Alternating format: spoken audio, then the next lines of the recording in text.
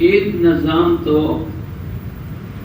اشتراکیت کا تھا، کمیونزم کا، جس زمانے میں یہ کہا جا رہا تھا کہ ایمان اعمال سے کچھ نہیں ہوتا، ملک مال سے سب کچھ ہوتا. یہ ایک آواز دنیا میں لگی تھی، ایمان اعمال سے کچھ نہیں ہوتا، ملک مال سے سب کچھ ہوتا. آپ نے نام سنا ہوگا لینن کا، اور اس کے جو لوگ تھے ان لوگوں کی آواز تھی جو رشا میں لگی. یہ اس وقت کی بات ہے جب خلافت عثمانیہ ختم ہوئی، 1917 سے کمزور پڑتی گئی، 1923 میں آ کے ختم ہوئی. اس وقت یہ آواز لگی. 3 بر اعظم میں خلافت عثمانیہ قائم تھی، ایشیا میں، یورپ میں، افریقہ میں. یہاں سے یہ ٹوٹا اور یہ آواز لگی رشا میں اور دوسرے ملکوں میں جو اس کے اثر میں تھے کہ ایمان اعمال سے کچھ نہیں ہوتا، ملک مال سے سب کچھ ہوتا. ایک یہ تحریک چلی، پڑھا لکھا طبقہ اس میں لگ گیا. مسلمانوں کا پڑھا لکھا طبقہ، کالج کا، یونیورسٹی کا، بڑے بڑے پڑھے لکھے لوگ اس کے شکار ہوئے. دوسرا طبقہ جو تھا وہ بے پڑھوں کا تھا، بے پڑھے لوگ، وہ شرک اور بدعت میں پھنسے. اور تیسرا طبقہ وہ تھا متوسط، بیچ والا، جو کھانے کمانے میں لگا رہا. کھائیں گے، کمائیں گے، چھٹی منائیں گے، دین سے سب دور تھے. خال خال کہیں نمازی نظر آتے تھے بوڑھے. مسجدیں کچی تھی، وضو خانے نہیں تھے، استنجا خانہ نہیں تھا، ہینڈ پائپ نہیں تھا، کنویں کی حالت مخدوش تھی، ہر جگہ کنووں میں پانی نہیں تھا، لوٹوں میں دہیا لگا ہوا تھا. بکریاں مسجد میں آ کے مینگنیاں کرتی تھی. گھاس اتنے اگے ہوئے تھے گھٹنے تک مساجد میں، خال خال مساجد، مسجدیں کچی. یہ حال مساجد کی تھی. اور ایک تحریک اور چلی تھی جس ہندوستان میں، اس کو کہتے ہیں شدھی تحریک.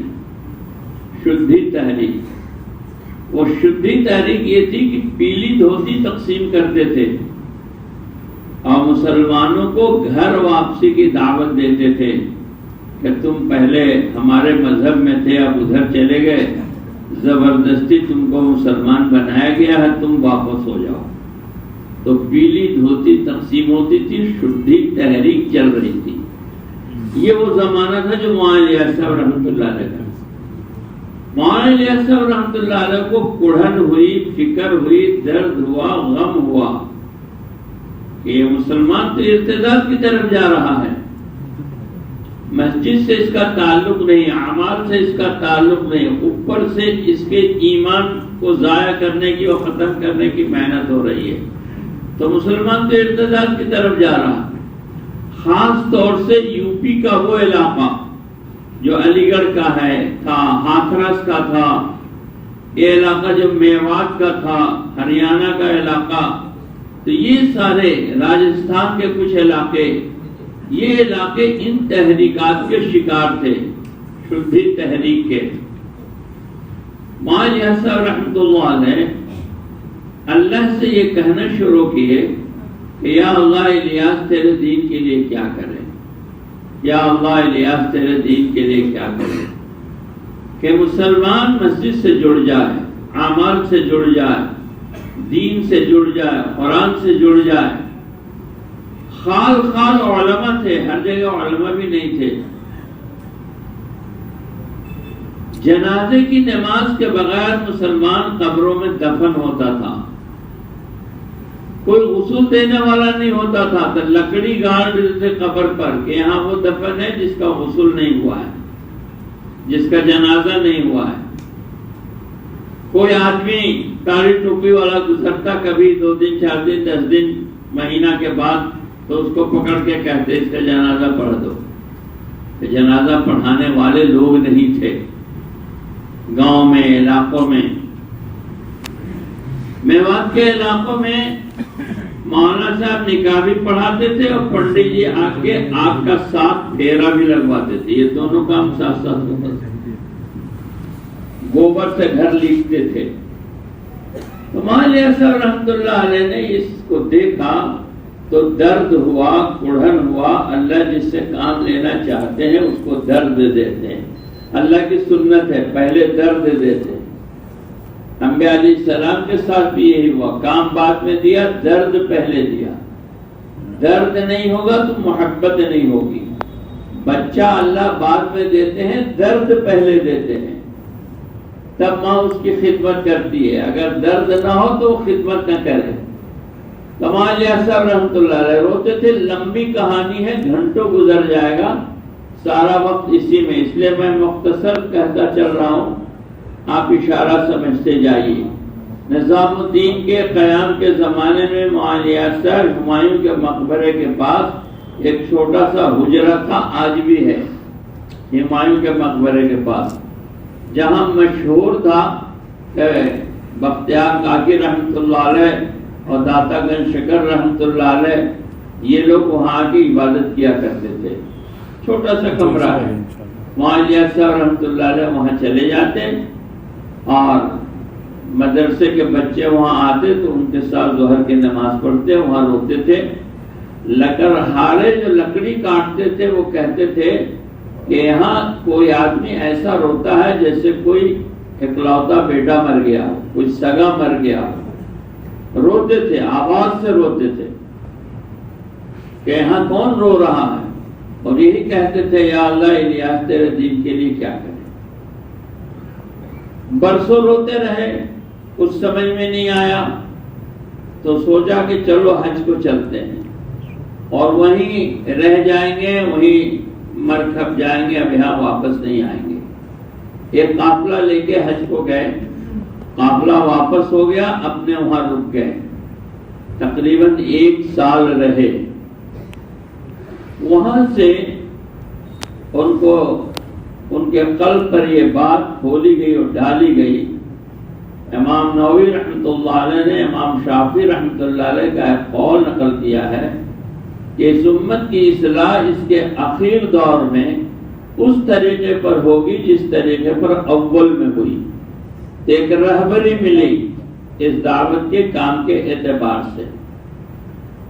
مولانا صاحب رحمۃ اللہ علیہ نے وہاں کے بزرگوں کے سامنے یہ بات رکھی تو وہاں کے بزرگوں نے کہا آپ واپس جائیے اور آپ کام شروع کیجیے. ارادے سے گئے تھے کہ واپس نہیں ہوں گے. مولانا صاحب رحمۃ اللہ علیہ واپس آئے اور اس کام کو شروع کیا. کام کو اس طرح سے شروع کیا کہ پہلے مبلغین بحال کیے, تنخواہ دار, ان کو روٹی دی جاتی تھی, کھانا دیا جاتا تھا, جا کے واعظ نصیحت کریں. وہ واعظ نصیحت کر کے آئے, لیکن عوام کی زندگیوں میں سال بھر کے بعد یہ پتہ چلا کہ کوئی تبدیلی نہیں آئی. دین کی باتیں تو لوگوں نے سنی لیکن زندگیاں بدلی نہیں. پھر اور بھی بہت سارے طریقوں سے کام کیا لیکن زندگیوں میں تبدیلی نہیں آئی. پھر مولانا الیاس صاحب رحمۃ اللہ علیہ پر یہ بات کھولی گئی کہ جب تک دین, ایمان اور دین سیکھنے کے لیے اپنی جان اور اپنے مال سے آدمی محنت نہیں کرے گا, دین کی قدر نہیں آئے گی, دین کی قیمت نہیں آئے گی. تب مولانا الیاس صاحب رحمۃ اللہ علیہ نے ان کی جماعتیں بنائی اور جماعت بنا کے ان کو نکالا. پہلی جماعت بنائی میوات میں, اس کا رخ بنایا اور 7 دن کے بعد کہا کہ فلاں جگہ آنا تم لوگ, ہم لوگ بھی وہاں آئیں گے. نظام الدین سے مولانا صاحب رحمۃ اللہ علیہ وہاں پہنچے, ان کی کارگزاری لی. وہ جان نہیں رہے تھے کہ ہم کو تو کچھ آتا نہیں, ہم کیا کریں گے, ہم کو تو کلمہ بھی نہیں معلوم ہے. مولانا صاحب رحمۃ اللہ علیہ ان کو کہتے کہ جہاں جاؤ گے وہاں کوئی میاں جی مل جائیں گے, کوئی مسجد میں امام مل جائیں گے, ان سے کہنا ہم کو کلمہ نہیں آتا، کلمہ سکھا دو۔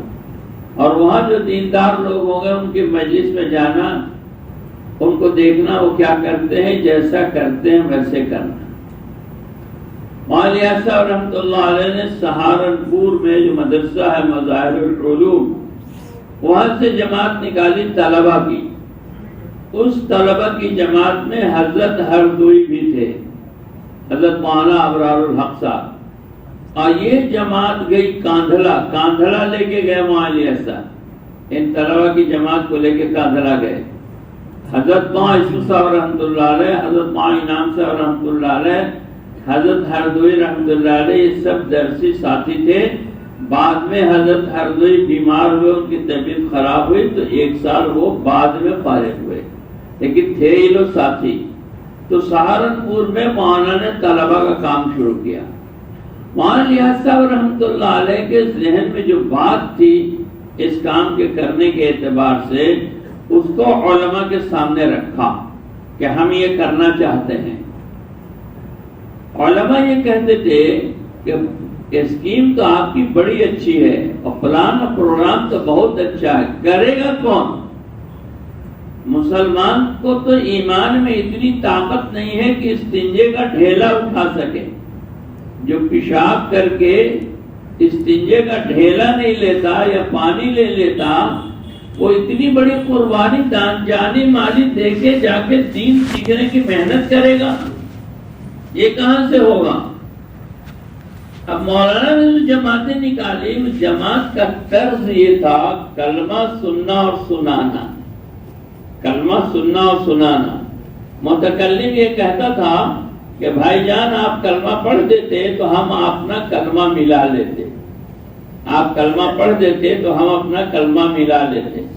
تو کلمے کا سیکھنا سکھانا، باہر سے دیکھنے میں لگتا تھا تبلیغ، یہ کلمہ سکھا رہے ہیں سیکھ رہے ہیں، تو لوگوں نے نام رکھ دیا تبلیغی جماعت۔ مولانا صاحب نے نہیں رکھا۔ مولانا صاحب کہتے تھے امت میں پہلے سے بہت سی جماعتیں بنی ہوئی ہیں، میں ایک اور جماعت بنا کے امت کو بانٹنا نہیں چاہتا، میں نے اس کا کوئی نام نہیں رکھا، یہ تو لوگ تبلیغی جماعت کہنے لگے، اگر میں اس کا کوئی نام رکھتا تو اس کا نام تحریک ایمانی رکھتا، میں اس کا کوئی نام رکھتا تو تحریک ایمانی رکھتا، میں اس کا کوئی نام نہیں رکھا ہوں، لیکن مشہور ہو گیا تبلیغی جماعت۔ علماء کو اشکال یہ تھا کہ بے پڑھی عوام جس کو کلمہ نہیں آتا، نماز نہیں آتی، وضو غسل نہیں آتا، یہ تبلیغ کیسے کرے گی؟ تبلیغ تو خالص علماء کا کام ہے، ایک نازک امر ہے، ناسخ اور منسوخ کا علم چاہیے، تو یہ کیسے تبلیغ کرے گی؟ یہ علماء کا اشکال تھا۔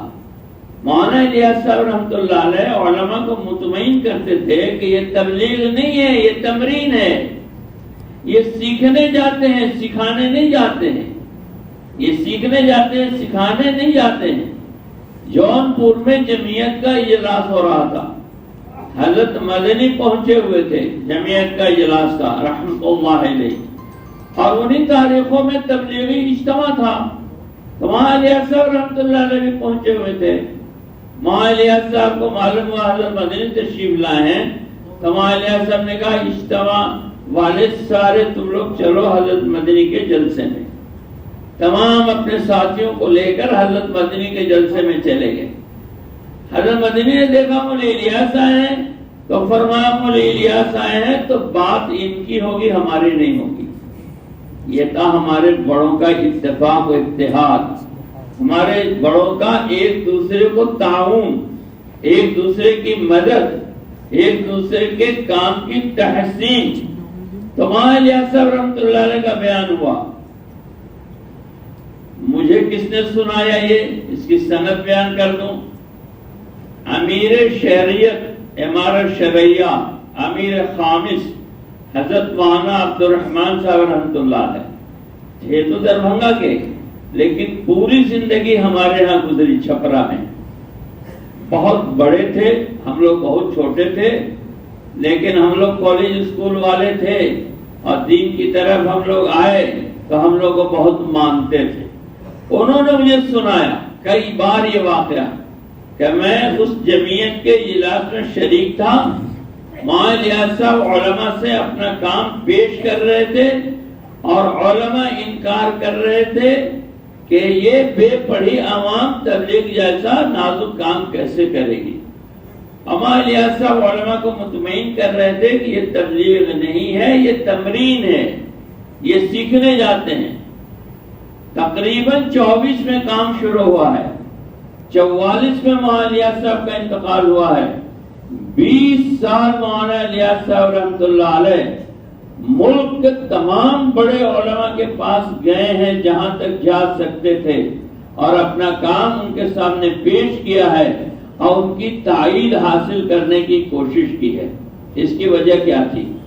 یہ ہمارے سننے کی ہے کہ وجہ کیا تھی، ہم کام کرنے والوں کو یہ سمجھنا چاہیے۔ اس کی وجہ یہ تھی کہ دین کا کوئی کام دنیا میں علماء اور اہل اللہ کے تائید کے بغیر نہیں چل سکتا ہے، یہ یاد رکھیے گا۔ دین کا کوئی کام دنیا میں علماء اور اہل اللہ کے تائید کے بغیر نہیں چل سکتا۔ اگر علماء اور اولیاء اللہ اہل اللہ اس کی تائید کر دیں گے تو چلے گا، اور تائید نہیں کریں گے تو نہیں چلے گا۔ اور اس کی وجہ یہ ہے کہ جب کسی کام کو اللہ چلانا چاہتے ہیں تو وقت کے علماء اور اہل اللہ کے دل میں اس کی تائید ڈال دیتے ہیں۔ کرنے والی ذات اللہ کی ہے، کرنے والی ذات انسان کی نہیں ہے، چاہے وہ علماء ہو چاہے اہل اللہ ہو، کرتے تو اللہ ہیں۔ لیکن جب کسی کام کو اللہ کرنا چاہتے ہیں تو علماء اور اہل اللہ کے دل میں اس کی تائید ڈال دیتے ہیں، اور جب کسی کام کو اللہ ختم کرنا چاہتے ہیں تو علماء اور اہل اللہ کے دل سے اس کی تائید نکال دیتے ہیں۔ مولانا الیاس صاحب رحمۃ اللہ علیہ خود بڑے اللہ والے تھے، عالم تو تھے ہی، حضرت شیخ مولانا زکریا صاحب کے استاد بھی تھے ابتدائی زمانے کے، لیکن صاحب نسبت اتنے بڑے تھے کہ اس بچپنے میں حضرت گنگوہی رحمۃ اللہ علیہ کی صحبت اختیار کی، اور حضرت گنگوہی رحمۃ اللہ علیہ جب خلوت میں ذکر کرتے تھے تو کمرے سے سب نکل جاتے تھے۔ حضرت گنگوہی فرماتے تھے الیاس کو رہنے دو، الیاس کے وجہ سے میری خلوت میں فرق نہیں آتا۔ عمر 20 سال کی تھی، 20 سال کی عمر میں ایسی نسبت حاصل تھی جس نسبت کی تائید حضرت گنگوہی کرتے تھے۔ اس کو علماء سمجھیں گے، اہل اللہ سمجھیں گے کہ مولانا الیاس صاحب کو کیسی روحانی نسبت تھی۔ مولانا الیاس صاحب رحمۃ اللہ علیہ کو اجازت و خلافت تو حضرت سہارنپوری سے تھی، حضرت مولانا خلیل احمد سہارنپوری رحمۃ اللہ علیہ۔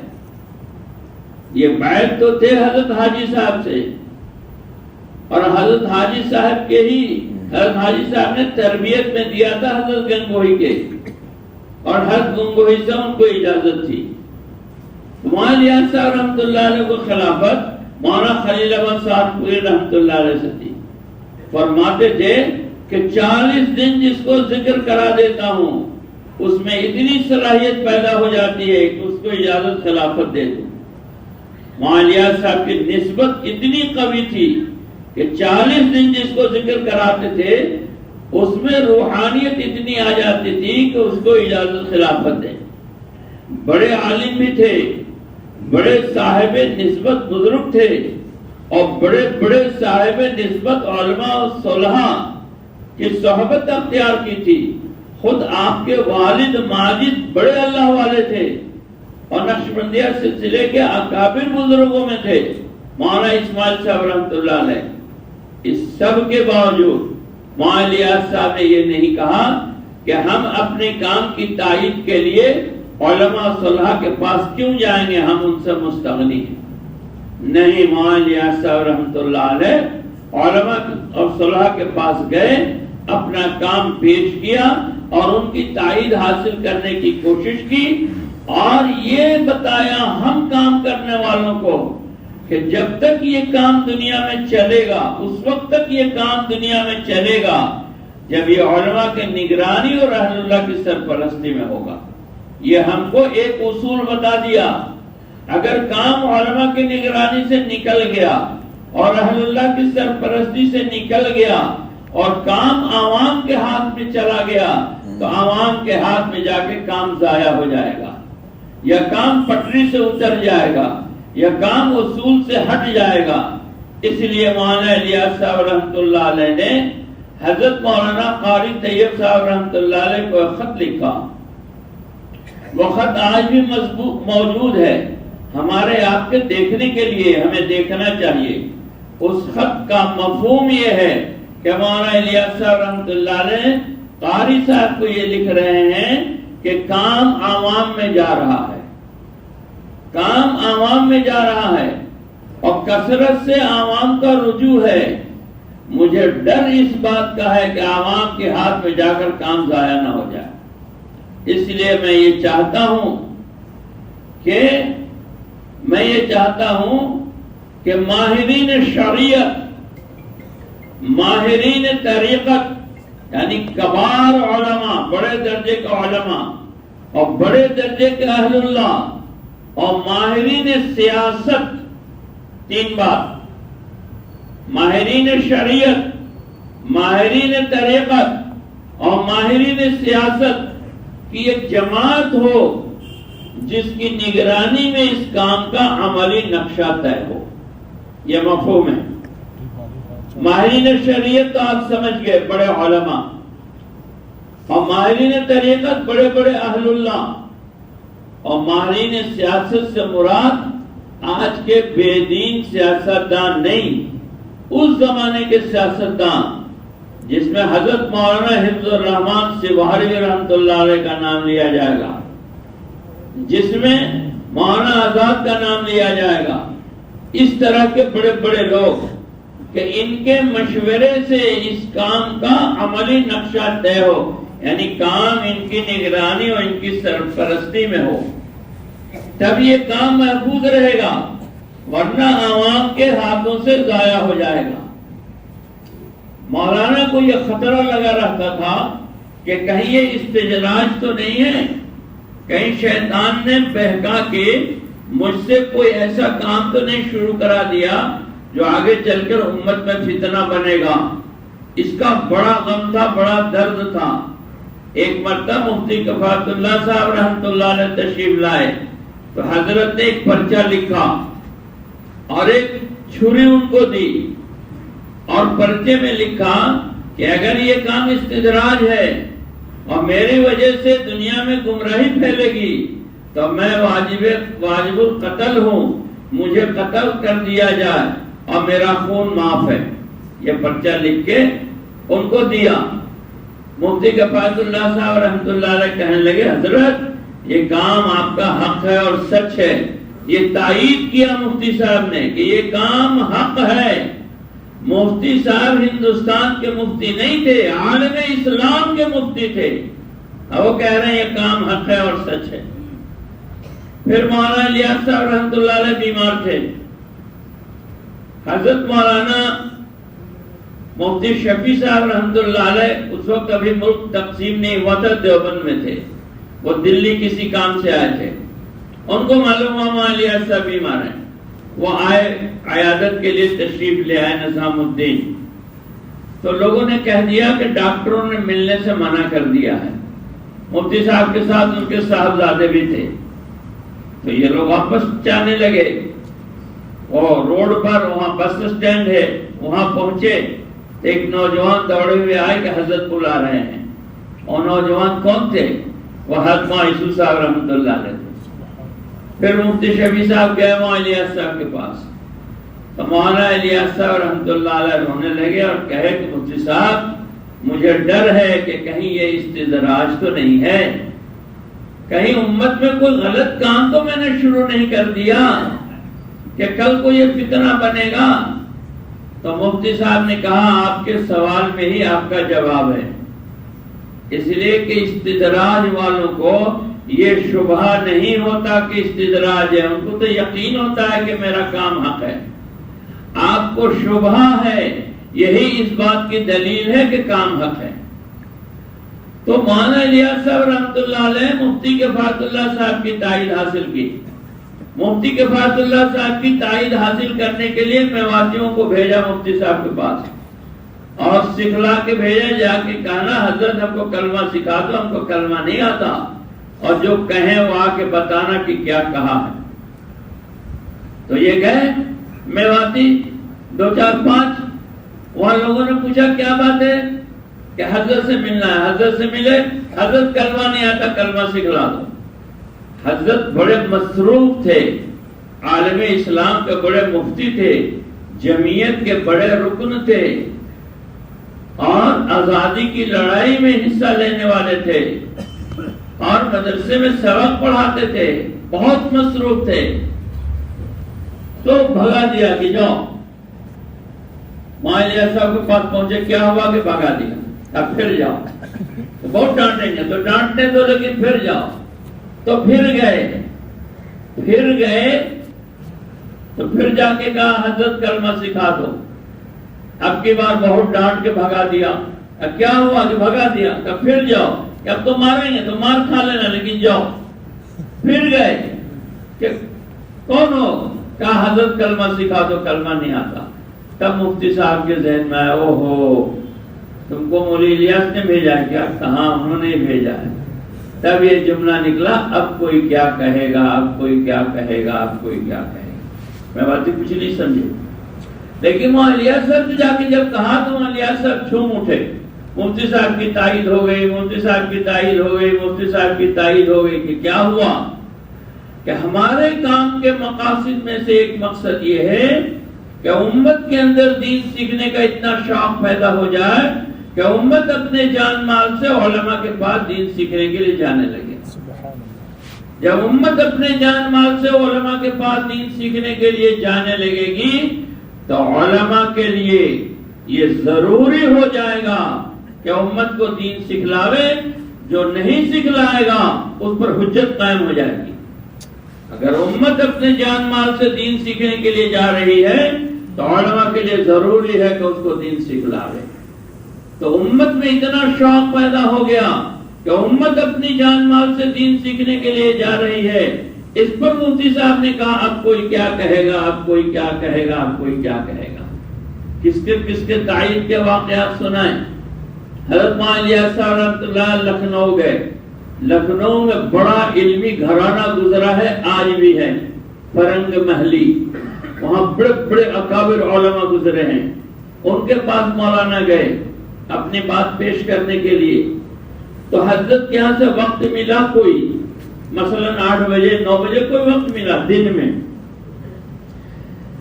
حضرت کے خانقاہ کے جو خادم تھے انہوں نے وقت بتا دیا دوسرا, یعنی 9 کا وقت ملا تھا تو 9:30 بتا دیا, یا 8 کا ملا تو 8:30 بتا دیا.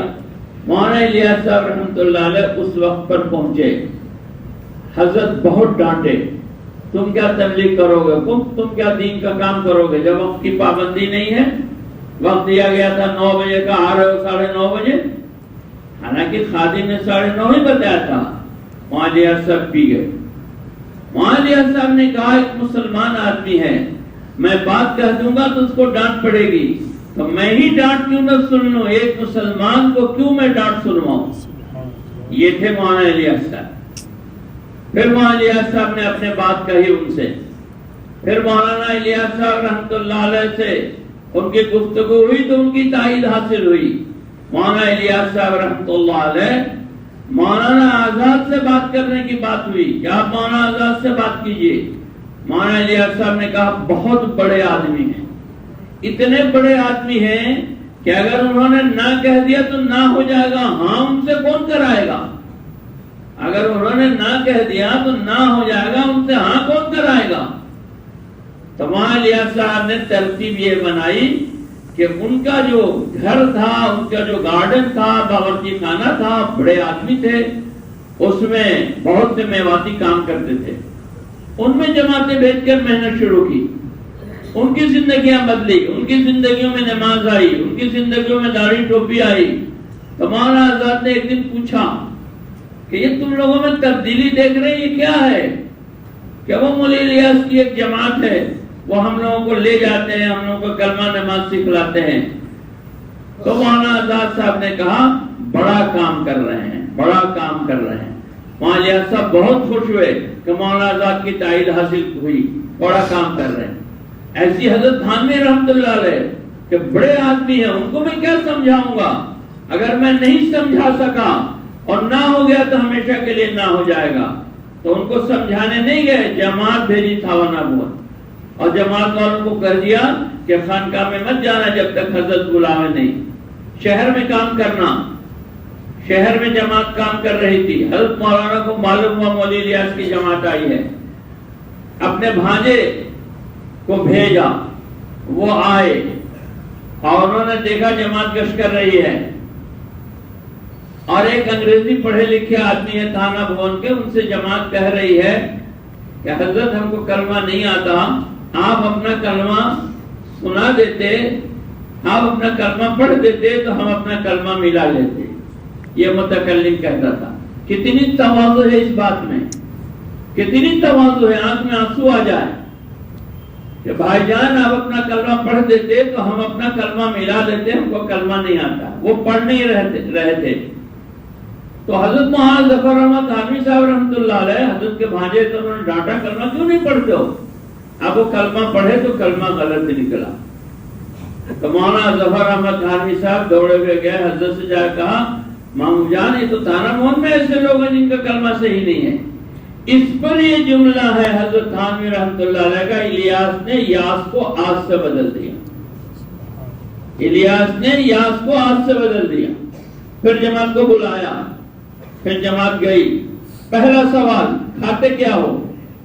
کہیں مانگ چند تو نہیں کرتے ہیں، کھاتے کیا ہو؟ انہوں نے کہا کہ کچا چنا ہے ہمارے پاس بندھا ہوا، کچا چنا، بھوک لگتی ہے تو ہم اس کو کھا لیتے ہیں، چبا لیتے ہیں اور پانی پی لیتے ہیں۔ مضبوط لوگ تھے، کچا چنا بھی چبا لیتے تھے، ہم لوگوں تو دانت ٹوٹ جائے گا۔ کچا چنا چبا لیتے ہیں، پانی پی لیتے ہیں۔ کہا دعوت بھی قبول کرتے ہو؟ ہاں، جو ہماری دعوت قبول کرے۔ کہ تمہاری دعوت کیا کہ ہمارے ساتھ چلے؟ حضرت تھانوی نے کہا میں تو بڈھا آدمی، میں کہاں جاؤں گا؟ نہیں، میرے حضرت نے کہا کہ بھیجا ہے، حضرت تھانوی کی دعوت میں کوئی شرط نہیں ہے، آپ کی دعوت بلا شرط قبول ہے۔ اس طرح حضرت تھانوی کی تائید حاصل کی۔ میں نے اتنا سنایا آپ کو، اب آگے کتنا سناؤں؟ اور ایسے لوگوں کا سنایا جو ایک تائے روزگار ہیں۔ اب اس وقت کے دنیا اسلام میں، اس وقت کے دنیا اسلام میں کسی کی طاقت نہیں ہے کہ ان بزرگوں کی تردید کرے کہ آپ نے تبلیغ والوں کی تائید کیوں کی، حضرت تھانوی نے کیوں کیا، جی حضرت سیواری نے کیوں کیا، حضرت مدنی نے کیوں کیا، ان لوگوں نے تائید کیوں کی؟ حضرت مدنی، ان بڑوں نے، ان بزرگوں نے اپنے اپنے خلفاء تبلیغ کو دیے۔ اب یہ سنو، باب آ گیا تو یہ سنا دوں۔ حضرت مدنی نے اپنا ایک خلیفہ جو مستجاب الدعا تھے تبلیغ کو دیا، ایک اپنا خلیفہ دیا تبلیغ کو، منشی اللہ دتا۔ منشی اللہ دتا آگرہ کے رہنے والے تھے، جوتے کی دکان میں، جوتے کی فیکٹری میں منشی تھے۔ حضرت مدنی رحمۃ اللہ علیہ سے بیعت تھے، حضرت مدنی کے خلیفہ تھے۔ حضرت مدنی نے ان کو مولانا الیاس صاحب کو دیا تبلیغ کے کام کے لیے۔ کتنی بڑی تائید ہے حضرت مدنی کی! کون حضرت مدنی کے مقابلے میں آ کے بول سکتا ہے؟ حضرت مدنی کی تائید۔ اسی طرح سے حضرت مولانا یہ عبد الرحیم صاحب رحمۃ اللہ علیہ، خلیفہ عبد القادر رائے پوری رحمۃ اللہ علیہ، عبد القادر رائے پوری رحمۃ اللہ علیہ اپنا دو آدمی دیے، ایک حضرت مولانا منظور نعمانی اور ایک حضرت مولانا علی میاں۔ یہ دونوں بیعت تھے عبد القادر رائے پوری رحمۃ اللہ علیہ سے، لیکن حضرت عبد القادر رائے پوری رحمۃ اللہ علیہ نے کہا تم لوگ فکری آدمی ہو، ہمارے یہاں تمہارا علاج نہیں ہے، مفہوم کہہ رہا ہوں، جملہ ہو سکتا ہے یہ نہیں ہو، کہ تم چلے جاؤ حضرت دہلوی کے ہاں، وہاں تمہاری فکر کے لیے غذا ملے گی۔ تو ان دونوں کو حوالے کر دیا مولانا الیاس صاحب کے، اور مولانا الیاس صاحب کے زندگی بھر، جب تک مولانا الیاس صاحب زندہ رہے اور جب تک مولانا یوسف صاحب زندہ رہے، حضرت مولانا ابو الحسن علی ندوی اور مولانا یہ منظور نعمانی، یہ دونوں نظام الدین کے ایک کارکن بن کے چلتے رہے. یہ عبد القادر رائے پوری رحمۃ اللہ علیہ نے دیا. حضرت شیخ مولانا زکریا صاحب رحمۃ اللہ علیہ اپنے درجنوں خلفاء دیا، مرید نہیں، خلفاء اور اجل خلفاء، بڑے بڑے خلفاء اس کام کو دیا، تبلیغ کے کام کو، کہ جا کے تبلیغ کے کام کو سنبھالو. حضرت مولانا انعام الحسن صاحب فارغ ہوئے، یہ درسی ساتھی ہیں مولانا یوسف صاحب، مولانا انعام صاحب. حضرت شیخ نے مولانا الیاس صاحب کو لکھا کہ انعام کو سہارنپور مدرسے کی تدریس کے لیے دے دیجئے. مولانا الیاس صاحب نے کہا کہ نہیں، انعام کو نظام الدین کو دے دو، انعام نظام الدین میں رہیں گے. تو مولانا زکریا صاحب سے مشورہ کر کے مولانا انعام الحسن صاحب کو مولانا الیاس صاحب نے نظام الدین میں بلایا. اس کے بعد مولانا عبداللہ صاحب رحمۃ اللہ علیہ فارغ ہوئے. حضرت شیخ نے کہا مولانا الیاس صاحب سے عبداللہ کو رہنے دیجئے سہارنپور میں درس و تدریس میں. مولانا الیاس صاحب نے کہا نہیں، عبداللہ کو ہمارے یہاں دے دو. تو مولانا عبداللہ صاحب کو نظام الدین میں بلایا. مولانا اظہار صاحب حضرت شیخ کے خلیفہ ہیں، ان کو بلایا نظام الدین میں. مولانا سعید احمد خان صاحب، ان کو بلایا نظام الدین میں، بھی شیخ کے خلیفہ ہیں. مولانا عبداللہ صاحب، مولانا سعید احمد خان صاحب اور قاری امیر حسن صاحب، یہ تینوں درسی ساتھی ہیں. یہ تینوں درسی ساتھی ہیں. مولانا کہتے تھے مولانا سعید احمد خان صاحب کہ قاری ہم میں سب میں کم عمر تھا اور قاری سے مجھے اللہ واسطے محبت ہے، قاری تو پڑھنے کے زمانے سے متقی تھا. تو مولانا سعید احمد خان صاحب، ذکی بھائی بھوپال والے، درجنوں مولانا زکریا صاحب رحمۃ اللہ علیہ کا خلفاء، انہوں نے تبلیغ کے دیا ملکوں میں، صرف ہندوستان میں نہیں، پڑوس کے ملکوں میں. بنگلہ دیش میں مولانا عبدالعزیز صاحب کھلنوی سہارنپور کے پڑھے ہوئے تھے، مولانا زکریا صاحب کے خلیفے تھے، انہوں نے پورا بنگلہ دیش کا کام اٹھایا. مولانا عبدالعزیز صاحب کھلنوی ہم لوگوں نے دیکھا ہے، ہماری ملاقات ہے.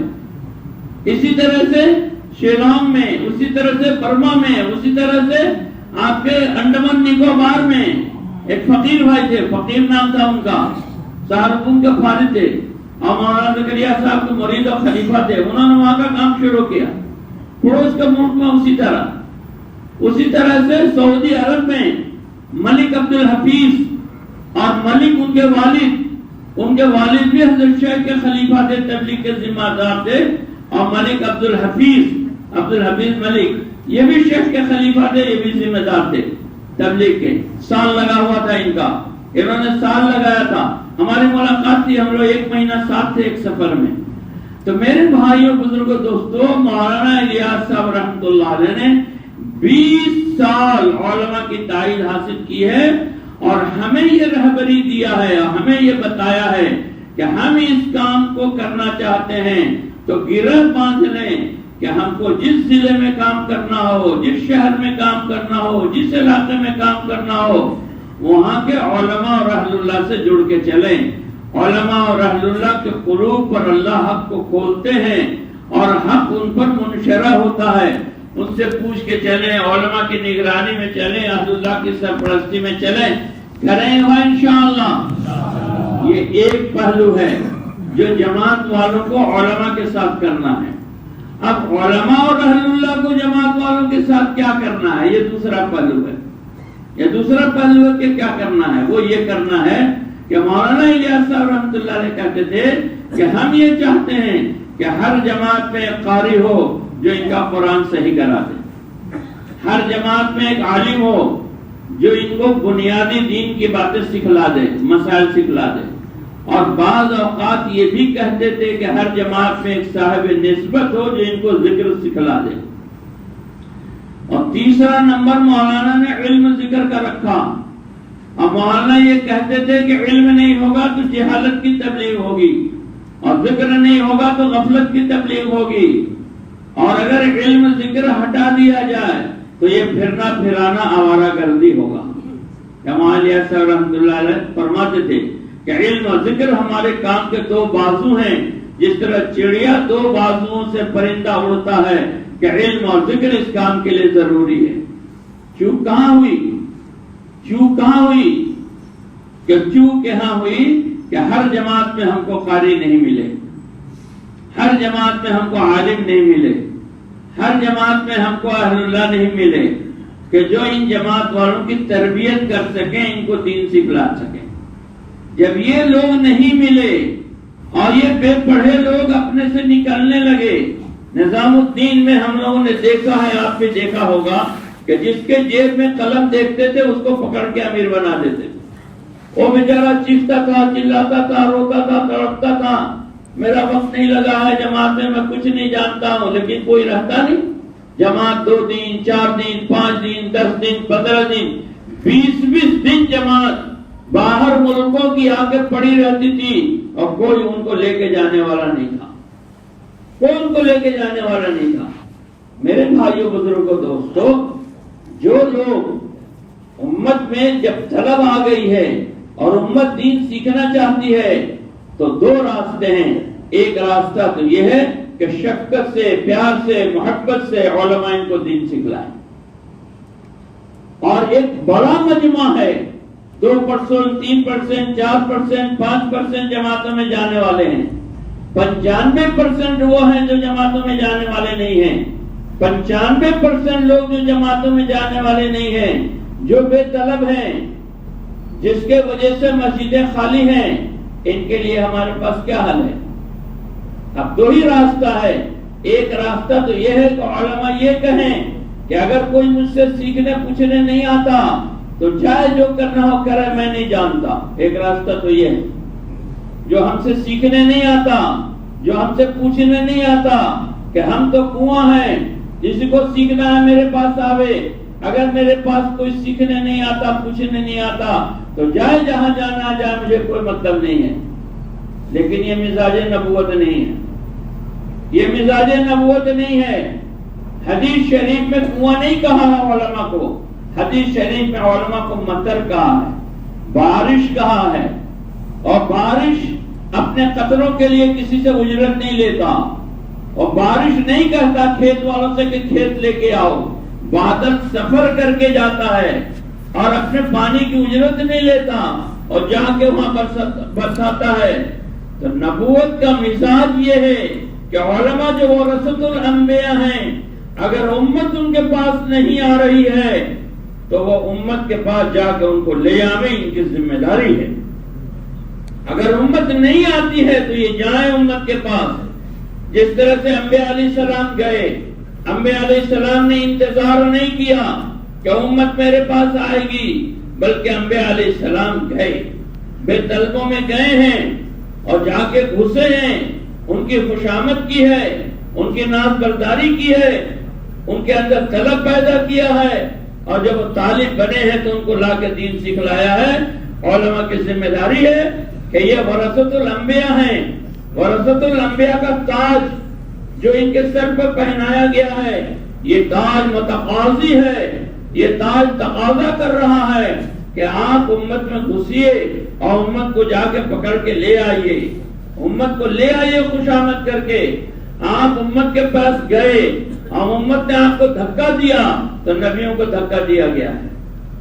اگر آپ امت کے پاس گئے اور امت نے آپ کے چہرے پہ تھوک دیا تو آپ تھوکا ہوا تھوک صاف کر کے پھر جائیں، پھر تھوک دیا تو پھر جائیں، پھر تھوک دیا تو پھر جائیں، پھر تھوک دیا تو پھر جائیں، کہ کتنے بار جاؤں کہ چاہے وہ مر جائیں یا آپ مر جائیں، چاہے وہ مر جائیں یا آپ مر جائیں۔ وہ مر گیا تو آپ کی ذمہ داری ختم، اور آپ مر گئے تو آپ کی ذمہ داری ختم۔ ورنہ انبیاء علیہ السلام کتنے مر گئے ہیں؟ حضور اکرم صلی اللہ علیہ وسلم ایک ایک دروازے پر 70 بار گئے ہیں۔ سردی کی رات ہے، اندھیرا چھایا ہوا ہے، بارش ہو رہی ہے، ہوا تیز چل رہی ہے، خوفناک۔ ابو جہل کے دروازے پہ دستک ہوئی، وہ اپنے گھر والوں کے ساتھ آگ سینک رہا تھا۔ اس نے کہا میں بتاؤں کون ہے؟ کہا بتائیے گھر والوں نے کہ یہ محمد ہی ہوگا، دوسرا کوئی نہیں ہوگا، صلی اللہ علیہ وسلم۔ دروازہ کھولا تو حضور صلی اللہ علیہ وسلم تھے۔ اس سردی میں، اس کبھی میں، اس اندھیرے میں، اس خوفناک ہوا میں، کہاں اللہ کی طرف بلانے کے لیے آیا، دعوت دینے کے لیے آیا۔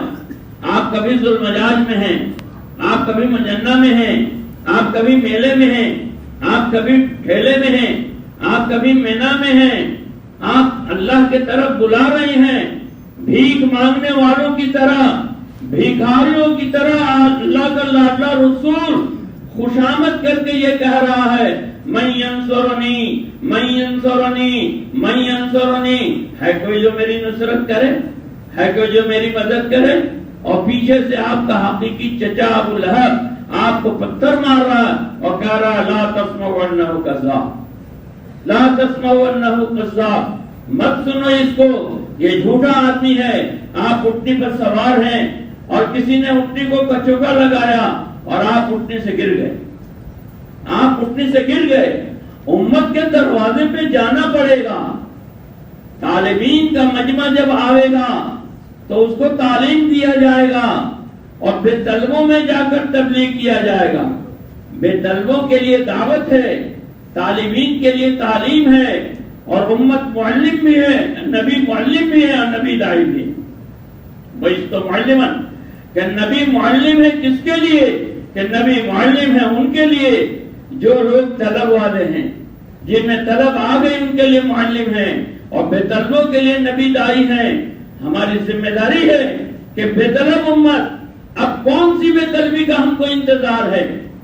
کون سی بے طلبی کا ہم کو انتظار ہے؟ 10% سے زیادہ لوگ، 15% سے زیادہ لوگ مسجد میں نہیں ہیں، مدارس ہمارے خالی ہیں، مساجد ہماری خالی ہیں، خانقاہیں ہماری خالی ہیں، دینی ادارے، دینی چیزیں، دینی تنظیمیں، دینی تحریکیں امت کے جان مال کا انتظار کر رہی ہیں۔ اب کون سی بے طلبی آئے گی تو ہم اس کو بے طلبی کہیں گے؟ پوری کی پوری امت، کوئی ایک فرد ایسا نہیں ہے جو دنیا کے تمام مسلمانوں میں زندہ ہو۔ ایک فرد، کوئی ایک فرد بتا دے کہ یہ ایک فرد ہے جو دنیا کے تمام مسلمانوں میں زندہ ہے۔ کوئی ایک فرد ایسا نہیں ہے جو دنیا کے تمام مسلمانوں میں زندہ ہو۔ جب ایسے حالات آ جائیں کہ اکثریت نے فرائض چھوڑ دیا، اکثریت محرمات کا ارتکاب کر رہی ہے، اس وقت ہمیں کیا تقاضا ہمارے اوپر آ رہا ہے؟ امت کے طرف سے کیا تقاضا آ رہا ہے؟ دین ہم سے کیا کہہ رہا ہے؟ قرآن ہم سے کیا کہہ رہا ہے؟ احادیث ہم سے کیا کہہ رہی ہیں؟ جب امت نے فرائض کو چھوڑ دیا اور محرمات کو کا ارتکاب کر لیا تو ہم کیا کریں گے؟ ہم امت کو چھوڑ دیں گے کہ جاؤ جہاں جا رہے ہو جاؤ؟ نہیں، ہماری ذمہ داری ہے کہ امت کے گھروں پہ جائیں گے، ان کے دکانوں پہ جائیں گے، بازاروں میں جائیں گے، کھیتوں میں جائیں گے، جہاں امت ملے گی وہاں جائیں گے اور اس کی خوشامد کریں گے اور خوشامد کر کے اس کو لے آئیں گے۔ میرے بھائیوں، بزرگوں، دوستوں، امت میں یہ استعداد نہیں ہے، امت میں یہ استعداد نہیں ہے کہ امت ہمارا اکرام کرے، امت ہماری عزت کرے۔ امت میں استعداد نہیں ہے۔ امت تو دھکے دے گی، امت تو گالیاں دے گی، امت تو ٹھوکر مارے گی، امت تو بھگائے گی۔ ہمیں سوچنا ہے کہ امت دھکے دے تو ہم کیا کریں، امت ٹھوکریں مارے تو کیا کریں، امت پھپتیاں کسے تو کیا کریں، امت گالیاں دے تو کیا کریں؟ ہم چھوڑ دیں گے یا اس کو خوشامد کر کے لے آئیں گے؟ ہم چھوڑیں گے نہیں، بلکہ مزاج نبوت کا تقاضا یہ ہے کہ ہم دھکے کھائیں گے لیکن امت کے پاس جا کے اس کو لے آئیں گے۔ ہم مار کھائیں گے لیکن امت کے پاس جا کے اس کو لے آئیں گے۔ ہم گالیاں سنیں گے لیکن امت کے پاس جا کے اس کو لے آئیں گے۔ میرے بھائیوں، بزرگوں، دوستوں، سرما کا ڈلا آتا ہے، ڈلا پتھر، سرما کا پتھر ہوتا ہے، پتھر۔ یہ سرمے کا جو پتھر ہے، اس پتھر کو گھسا جاتا ہے اور گھس کے ایسا سفو بنایا جاتا ہے کہ اس میں ایک کنی باقی نہ رہے۔ اگر ایک کنی بھی باقی رہے گی تو آنکھ کو زخمی کر دے گی۔ سرمے کا مقام آنکھ ہے جسم میں، سر سے پیر تک دوسرا کوئی مقام نہیں ہے۔ اگر کہیں بھی لگے گا تو کالک ہوگا، آنکھ میں لگے گا تو سرما ہوگا۔ نبی کے بھی آنکھ میں لگے گا، ولی کے بھی آنکھ میں لگے گا، محدث صاحب کے بھی آنکھ میں لگے گا، مفتی صاحب کے بھی آنکھ میں لگے گا۔ سرما آنکھ میں لگے گا، آنکھ کے علاوہ کہیں لگے گا تو یہ کالک بنے گا۔ لیکن سرما آنکھ میں لگے گا کب؟ جب ایسا پس جائے گا کہ ایک کنی بھی باقی نہیں، ایک کنی بھی رہے گا تو آنکھ کو زخمی کرے گا۔ نبوت والا کام کیا ہے کہ بے طلب امت پہلے نبیوں کو پیستی ہے، بے طلب امت پہلے نبیوں کو پیستی ہے، اور جب نبی پس جاتے ہیں تو سرما بنا کے آنکھ میں لگاتی ہے۔ یاد رکھیے گا، پھر سے سن لیجیے، بے طلب امت پہلے نبیوں کو پیستی ہے، اور جو پس جاتے ہیں تو ان کو آنکھ میں لگاتی ہے سرما بنا کے۔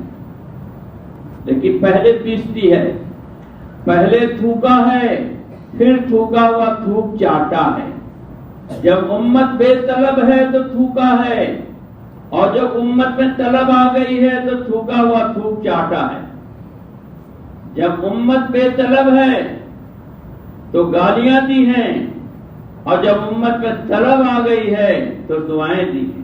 حسان ابن ثابت جو شاعر ہیں، رسول اللہ صلی اللہ علیہ وسلم کے بارے میں گستاخانہ اشعار کہتے تھے جب طلب نہیں تھی، جب طلب ہو گئی تو تعریف کے اشعار کہنے لگے۔ آپ نے خون نکلوایا، ایک صحابی کو دیا دفن کرنے کے لیے، وہ گئے اور آ کے کہا دفن کر دیا، کہ کہاں دفن کیا؟ کہ پی گئے، کہ پی گئے۔ لیکن کیا پہلے دن پی گئے؟ پوچھا گیا، کہا جتنے خیمے یہاں لگے ہوئے ہیں سب سے زیادہ مبغوض خیمہ آپ کا ہے۔ جب بے طلب ہیں اور طلب آ گئی تو کہنے لگے جتنے خیمے لگے ہوئے ہیں سب سے زیادہ محبوب خیمہ آپ کا ہے۔ جی میرے بھائیوں بزرگوں دوستوں، تھوکنے والوں نے تھوکا ہوا تھوک چاٹا ہے، تھوکا ہوا تھوک چاٹا ہے، اور بلغم نکال کر کے چاٹ لیا ہے، وضو کا پانی زمین پر گرنے نہیں دیا ہے۔ یہ مزاج نبوت ہے۔ ہم یہ چاہ رہے ہیں کہ امت ہماری ناز برداری کرے، امت ہمارا بھی تھوکا ہوا تھوک چاٹے، امت بھی ہمارا بھی وضو کا پانی گرنے نہیں دے، امت ہمارے ساتھ بھی وہ معاملہ کرے جو نبی کے ساتھ کیا ہے۔ یہ ہوگا؟ ارے یہ ہوگا؟ امت تیار ہے، امت تھوکا ہوا تھوک چاٹنے کے لیے تیار ہے، لیکن امت کہہ رہی پہلے آئیے تشریف لائیے، پہلے پیسیں گے، پہلے آئیے پہلے پیسیں گے، پس جائیے گا تو آنکھ میں لگا لیں گے۔ پسنے کے لیے کون تیار ہے؟ پسنے کے لیے کون تیار ہے؟ پہلے آئیے ہم پیسیں گے، اور جب پس جائیے گا تو آنکھوں میں لگا لیں گے۔ تمام انبیاء کے ساتھ یہی ہوا ہے کہ پہلے امت نے پیسا ہے، اور جب پس گئے ہیں تو آنکھ میں لگایا ہے۔ یہ سردار الانبیاء، امام الانبیاء، آقا مولا حضرت محمد صلی اللہ علیہ وسلم کو بھی پیسا گیا۔ آپ فرماتے ہیں جتنا میں ستایا گیا کوئی نہیں ستایا گیا، جتنا میں ڈرایا گیا کوئی نہیں ڈرایا گیا۔ مسئلہ یہاں پھنسا ہوا ہے کہ امت کے پاس جانے کے لیے کون تیار ہے؟ امت کے پاس جانے کے لیے کون تیار ہے؟ اپنی جان اور مال کے ساتھ جانا ہے، اپنا بستر لے کے جانا ہے، اپنا کھانا لے کے جانا ہے، اپنا ساز و سامان لے کے جانا ہے، امت کی ٹوٹیوں میں ہاتھ لگانا ہے۔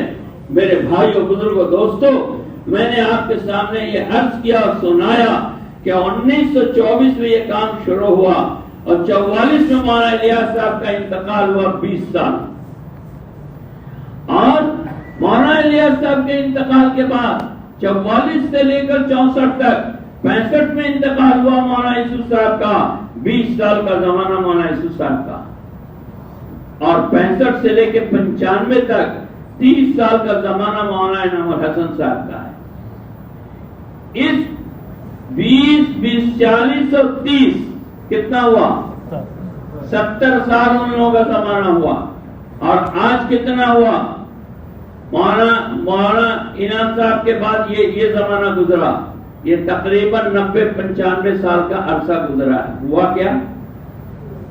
اب تھوڑا یہ سن لو کہ ہوا کیا۔ جب یہ نہیں جانیں گے ہوا کیا تو آپ کو لگے گا کہ ہم اندھیرے میں ہاتھ مار رہے ہیں، اندھیرے میں کہیں کچھ نہیں ہوا۔ اب آپ سے عرض کر رہا ہوں کیا ہوا۔ اس ہندوستان کے اندر سب سے پہلا کام یہ ہوا کہ مولانا الیاس صاحب رحمۃ اللہ علیہ کی اس فکر و محنت پر ارتداد رک گیا. یہ پہلا کام ہوا جو مولانا الیاس صاحب کی اس محنت کا مقصود تھا، تجدید ایمان. یہ مانیں گے کہ فرائض 100% زندہ نہیں ہوئے، یہ صحیح ہے. محرمات 100% ختم نہیں ہوئے، صحیح ہے. لیکن تجدید ایمان ہو گیا. تجدید ایمان ہو گیا. کامونزم کہاں سانس لے رہا ہے؟ آج انگریزی پڑھے لکھے کالج، اسکول، یونیورسٹیوں کے نوجوان کتنا کامونزم میں ہیں. کتنے نوجوان یہ نعرہ لگاتے ہیں کہ ملک مال سے سب کچھ ہوگا، ایمان امال سے کچھ نہیں ہوگا. ایسا نعرہ لگانے والے کس یونیورسٹی میں ہیں؟ جے این یو کی بنیاد کمیونزم پر ہے. نہرو جی نے جے این یو کو قائم کیا تھا کمیونزم پر. جے این یو میں بچوں نے اپنے کمرے خالی کرا کر 5 وقت کی نماز قائم کیا ہے. جے این یو میں اتوار کے دن بچے گشت کر کے جوڑتے ہیں، بیان کرتے ہیں اور 3 دن کی تشکیل کر کے جماعت میں واد اور دلی کے علاقوں میں لے کے جاتے ہیں. یہ کمیونسٹ یونیورسٹی ہے جے این یو. دہلی کیمپس میں بچوں نے چھوٹے چھوٹے کمرے اپنے دے رکھے ہیں جس میں نماز ہوتی ہے، گشت ہوتا ہے، تعلیم ہوتی ہے، جماعتیں نکلتی ہے. یہ ہم ان یونیورسٹیوں کی بات کہہ رہے ہیں جو ہماری نہیں ہیں. ایک زمانہ تھا کہ علی گڑھ یونیورسٹی میں یہ نعرہ لگتا تھا، نمازی کتے ہائے ہائے. اور جب کوئی نماز پڑھنے کے لیے مسجد میں جاتا پیچھے سے ہاتھ ڈال کے اس کو الٹ دیتے تھے. آج آپ علی گڑھ کو جا کے دیکھیے، اگر کوئی نیا آدمی علی گڑھ کو دیکھے اور وہاں کے طلبا کو دیکھے جو جماعت میں لگے ہوئے ہیں تو اسے شبہ ہوتا ہے کہ ہم کسی دارالعلوم میں ہیں یا کسی یونیورسٹی میں ہیں. یہ کام ہوا یا نہیں ہوا؟ اگر ہم اندھے بن کے آنکھ بند کر لیں اور بہرے بن کے کان بند کر کے اور ہم کہیں کہ کچھ بھی نہیں ہوا 100 سال میں، کچھ بھی نہیں ہوا 100 سال میں، تو یہ بات الگ ہے. لیکن ہمارے پاس اگر آنکھ ہے اور کان ہے اور ہم کھول کے دیکھ سکتے ہیں تو اس ہندوستان کے اندر دیکھیں کہ یونیورسٹیوں میں اس کام کی وجہ سے کیا انقلاب آیا. انگریزی پڑھنے اور لکھنے والوں میں کیا انقلاب آیا. آج ہمارے پاس ایسے آئی اے ایس آفیسر موجود ہیں، ایسے آئی پی ایس آفیسر موجود ہیں، ایسے ہمارے ہاں چیف سیکرٹری موجود ہیں، ایسے ہمارے ہاں آئی جی اور ڈی آئی جی موجود ہیں جو داڑھی ٹوپی میں اپنے دفتر میں بیٹھتے ہیں. کوئی دکھاوے ایسا مثال تو داڑھی ٹوپی میں بیٹھتے ہیں. یہ اس محنت کے ثمرات ہیں. اس محنت کے ثمرات ہیں. لاکھوں لاکھ لوگوں کی زندگیاں بدلی، لاکھوں لاکھ نوجوانوں کی زندگیاں بدلی جو کالج اور یونیورسٹیوں میں ناچنے والے تھے، گانے والے تھے، طبلہ اور ہارمونیم بجانے والے تھے. یہ لاکھوں لاکھ لوگوں کی زندگیاں بدلی. یہ ایک مثال دے رہا ہوں. دوسرا، اس ملک کے اندر ہزاروں نہیں لاکھوں مسجدوں کی توسیع ہوئی ہے، چھوٹی سی تو بڑی ہوئی ہے. اور ہزاروں کی تعداد میں نئی مساجد بنی ہے. جو پہلے سنایا کہ مسجدوں میں بکریوں کی مینگنیاں ہوتی تھی اور گھاس جمے ہوئے ہوتے تھے، یہ ہم ہی لوگوں نے جا کے اکھاڑا ہے. گھاسوں کو ہم لوگوں نے نوچا، بکریوں کی مینگنیاں صاف ہوئی ہے، وضو خانے بنے ہیں، استنجا خانے بنے ہیں. کیا پہلے مسجد میں استنجا خانہ وضو خانہ ہوتا تھا؟ ارے بتاؤ میرے بھائیوں بزرگوں دوستوں، پانی نل کا انتظام تھا، پنکھے لگے ہوئے تھے. میرے بھائیوں بزرگوں دوستوں، لاکھوں مسجدوں میں یہ انتظامات ہوئے ہیں. ہزاروں کی تعداد میں نئی مساجد بنی ہیں. یہ میں ہندوستان کا سنا رہا ہوں، ہندوستان کا اور دنیا کے ملکوں کا. کہ پہلی جماعت 1958 میں گئی ہے لندن. 1958 میں پہلی جماعت لندن گئی ہے، پڑھے لکھے لوگوں کی. ہندوستان گورنمنٹ کے بڑے بڑے آفیسرز اس جماعت میں تھے اور پڑوس کے ملک کے وہ آفیسر تھے کہ ملک تقسیم ہوا تو ادھر چلے گئے، پہلے ہندوستان ہی میں رہتے تھے. وہ جماعت گئی ہے. ڈاکٹر ذاکر حسین صاحب پریزیڈنٹ آف انڈیا، وہ گئے ہوئے تھے لندن. یہ جماعت جا کر کے وہاں کام کر رہی تھی. ذاکر صاحب کا وہاں الیاس صاحب کے آنا جانا تھا. ذاکر صاحب سے جا کے اس جماعت نے کہا کہ ہاں لندن میں کوئی سنتا ہی نہیں ہے. یہ تو کہتے ہیں کہ بھائی رمضان انگلینڈ میں بھی آتا ہے رمضان، تو ہندوستان میں آتا ہے، انگلینڈ میں کدھر سے آ گیا؟ یہ اتوار کے دن جمعہ پڑھتے ہیں، عیسائیوں کے قبرستان میں اپنے بچوں کو اپنے مردوں کو دفن کرتے ہیں بغیر جنازے کے۔ مسلمان عیسائیوں کے قبرستان میں دفن ہوتا تھا۔ دیندار آدمی، پڑھا لکھا آدمی جب لندن ایئرپورٹ پہ اترتا تو داڑیاں اڑا لیتا۔ اس ماحول میں 1958 میں کام شروع ہوا۔ ذاکر حسین صاحب نے کہا کہ ایک جگہ کھانے کی دعوت تھی، ان لوگوں کو بلایا اور ان لوگوں سے کہا ہندوستان سے آئے، ان کا ساتھ دو، تو لوگوں نے ساتھ دینا شروع کیا۔ لندن میں کام شروع ہوا۔ مسلمان جمعہ پڑھتا تھا اتوار کو، اور عیسائیوں کے قبرستان میں مسلمان دفن ہوتا تھا۔ 2-3 مساجد تھی، اتوار کو کھلتی تھی۔ اس وقت لندن میں 2000 سے زیادہ مساجد ہیں۔ 2000 تو ہم کم بتا رہے ہیں، 5000 مساجد جہاں نماز ہوتی ہے۔ 8 دارالعلوم ہیں، 8 دارالعلوم، بلکہ اور زیادہ ہے، جہاں بخاری شریف پڑھائی جاتی ہے، جہاں بخاری شریف پڑھائی جاتی ہے۔ ہر مسجد میں مدرسہ ہے، ہر مسجد میں مدرسہ ہے جہاں بچے حفظ کرتے ہیں۔ اگلی صف تراویح میں حفاظ کی ہوتی ہے۔ نمبر نہیں لگتا ہے قرآن سنانے میں، نمبر نہیں لگتا۔ ابھی لندن سے ہم آ رہے ہیں سفر کر کے، ابھی اکتوبر میں لندن میں 20 ایکڑ زمین لیا ہے مسجد و مدرسے اور مرکز کے لیے۔ مرکز کے لیے 20 ایکڑ زمین کا ایک پلاٹ لیا ہے لندن سٹی میں، مرکز کے لیے۔ اس سے پہلے گئے تھے تو وہاں گئے، اس بار بھی گئے، اس بار پھر گئے تھے تو لے گئے وہاں بلیک پارن میں ایک زمین جا کے دکھائی، بلڈنگ بنی ہوئی، 18 ایکڑ زمین بلڈنگ بنی ہوئی کہ یہاں مرکز بنانا ہے مسجد و مدرسہ۔ اور شراب خانے دکھائے جہاں مستورات کی تعلیم ہوتی ہے، شراب خانے، یہ شراب خانے کو خرید لیا ہم نے اور اس میں مستورات کی تعلیم ہوتی ہے۔ گرجا گھر دکھائے جن کو خرید کے مسجد بنایا گیا۔ کس کی محنت ہے یہ؟ کون گیا تھا وہاں؟ کون پہنچا سب سے پہلے؟ کس کی محنت ہے یہ؟ انہی غربا کی محنت ہے، انہی بے پڑھے جماعت والوں کی محنت ہے جن کا کلمہ صحیح نہیں، جو یقین کو افین بولتے تھے، جو لا الہ الا اللہ نہیں پڑھ سکتے تھے، انہی کی محنت ہے۔ جو لا الہ الا اللہ نہیں پڑھ سکتے تھے، جو یقین کو افین بولتے تھے، جن کا کلمہ صحیح نہیں تھا، یہی گئے ہیں بورے میں اپنا سامان باندھ کر ہوائی جہاز میں، پانی کے جہاز میں گئے ہیں، بورے میں سامان باندھ کر، اور انہوں نے جا کے آواز لگائی ہے اور محنت کی ہے۔ ان کی محنت سے آج اتنے مدارس اور اتنے مساجد۔ میرے بھائیوں، بزرگوں، دوستوں، فرانس میں ایک مسجد تھی پیرس میں۔ 1965 میں وہاں ایک نوجوان علی گڑھ کے پی ایچ ڈی کرنے کے لیے گئے، پی ایچ ڈی کرنے کے لیے، انگریزی نہ لڑکا۔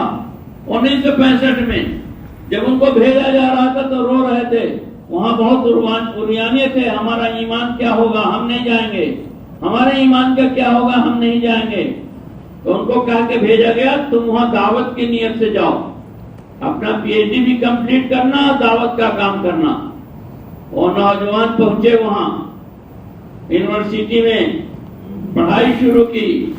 ایک آدمی کو ایک لڑکا ملا، اس کو رہبر بنایا، کہا تو مجھے لے چل مسلمانوں سے ملا، کہ کوئی مسلمان نہیں ہے، ہم جانتے نہیں کسی کو۔ تو بہت پوچھا گا، اچھا تو لے گیا ایک شراب خانے میں، کہا ایک عرب مسلمان ہے اور اس کا یہ شراب خانہ ہے، چلو اس سے میں ملاتا ہوں۔ تو اس عرب مسلمان سے ملایا، اور وہ وہاں شراب خانے کا مالک تھا، اس سے بات کیا اور کہا کہ ہم یہاں چاہتے ہیں کہ چند مسلمانوں کو جوڑ کے دین کی بات کریں۔ تو اس نے کہا ٹھیک ہے، آپ آ جائیے، یہاں جوڑ کے بات کیجیے۔ اس شراب خانے سے کام شروع ہوا۔ کس نے شروع کیا؟ کالج کے لڑکے نے شروع کیا۔ کس نے شروع کیا؟ کالج کے لڑکے نے شروع کیا، اور جا کے وہاں کام شروع کیا شراب خانے میں، اور اس شراب خانے میں گشت کر کے لوگوں کو جوڑتے تھے اور وہاں دین کی بات کرتے تھے۔ پھر دھیرے دھیرے دھیرے دھیرے ایک مسجد ملی، وہ مسجد بھی اتوار کو کھلتی تھی، اتوار کو، اور دن نہیں کھلتی تھی. اور عیسائی اس میں گائیڈ تھی، عورت جو لوگوں کو بتاتی تھے یہ مسلمانوں کا ممبر ہے، محراب ہے.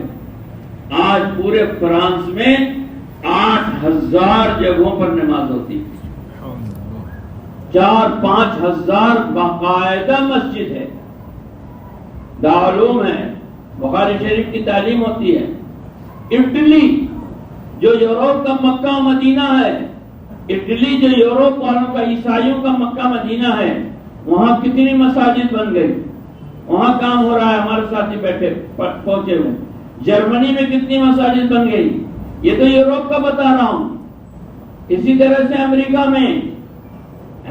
میں ہزاروں کی تعداد میں مساجد امریکہ میں بن گئی. جیل میں ساتھیوں نے محنت شروع کیا، 40,000 قیدی ایمان لے آئے. کس کی محنت ہے یہ کہہ دینا بہت آسان ہے. یہ بوریا بستر سے کیا ہوگا، یہ 6 نمبر سے کیا ہوگا، یہ گلی گلی کچے گھومنے پھرنے سے کیا ہوگا، یہ باتیں مت کہو میرے بھائیوں بزرگوں دوستو. کام لینے والی ذات اللہ کی ہے، وہی اللہ نبیوں سے کام لیتا ہے، اور وہی اللہ مکڑی اور مچھر سے بھی کام لیتا ہے. کام لینے والی ذات اللہ کی ہے، جو اللہ انبیاء سے کام لیتا ہے وہی اللہ مکڑی اور مچھر سے بھی کام لیتا ہے، وہی اللہ ٹڈیوں سے بھی کام لیتا ہے. اللہ جس سے چاہے کام لے لے گا. کوئی اس گمان میں نہ رہے کہ مجھے سے کام ہوگا اور میں ہی کام کروں گا. مفتی صاحب نے بتایا کام کرنے والے تکبر نہ کریں بلکہ اللہ جس سے چاہے کام لے سکتا ہے اور جب چاہے کام لے سکتا ہے. میرے محترم بھائیوں بزرگوں دوستو، یہ کام اللہ کے نیک بندوں کی تائید سے چل رہا ہے، علماء اور صلحاء کی تائید سے چل رہا ہے. اور یہ کام علماء اور صلحاء کی تائید سے چلے گا اور اللہ کے نیک بندوں کی تائید سے چلے گا. ہمیں ان کی سرپرستی رکھنی ہے اور ہمیں ان سے پوچھ کے چلنا ہے. لیکن ذمہ داری کہ طلب والے تو آ کے دین سیکھیں گے علماء کے پاس، بے طلبوں کے پاس جانا پڑے گا اور ان کو جا کے لانا پڑے گا. اور چاہے جس قربانی سے گزر جائے وہ قربانی دینی پڑے گی اور جا کے ان کو لانا پڑے گا. اس لیے ہر ایک کی تشکیل کی جائے گی، ہر ایک کی تشکیل کی جائے گی اور ہر ایک سے وقت مانگا جائے گا. جو دے دے گا سر آنکھوں پر، جو نہیں دے گا وہ بھی سر آنکھوں پر. اس لیے کہ خوب یاد رکھیں یہ اس کام میں تفریح کا وقت ہے، وقت فارغ کرنا ہے. ہر کام کا ایک مزاج ہے، ہر کام کا ایک طریقہ ہے، ہر کام وقت مانگتا ہے، ہر کام وقت مانگتا ہے. اسکول والے وقت مانگتے ہیں، کالج والے وقت مانگتے ہیں، آفس والے وقت مانگتے ہیں، دفتر والے وقت مانگتے ہیں، مدارس والے وقت مانگتے ہیں، خانقاہ والے وقت مانگتے ہیں. تبلیغ بھی وقت مانگتی ہے، کیا برا ہے؟ سب وقت مانگے تو ٹھیک ہے، تبلیغ وقت مانگے تو برا ہے. جی تبلیغ بھی وقت مانگتی ہے اور سب سے مانگتی ہے. عام آواز ہے، کسے باشد، پوری امت سے آواز ہے.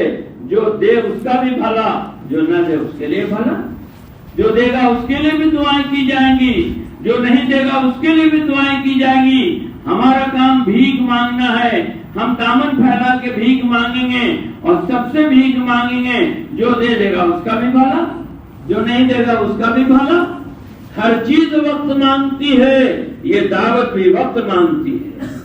اور جتنا گل ڈالو گے اتنا میٹھا ہوگا. ہر چیز وقت مانگتی ہے.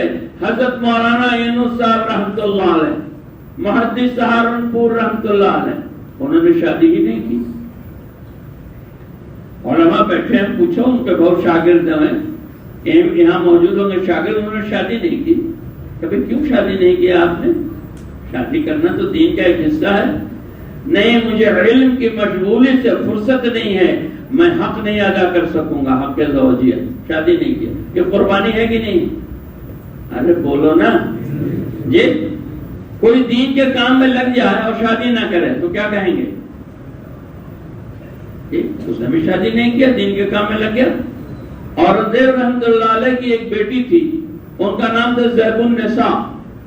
جب فتاوی اور عالمگیری تیار ہو رہی تھی، 400 علماء تھے اس میں، ہر 40 پر ایک ذمہ دار تھے، تو 40 ذمہ دار ہوئے، اور ان 40 کے ایک ذمہ دار تھے ملا نظام الدین، جیسا کہ مجھے نام یاد آ رہا ہے۔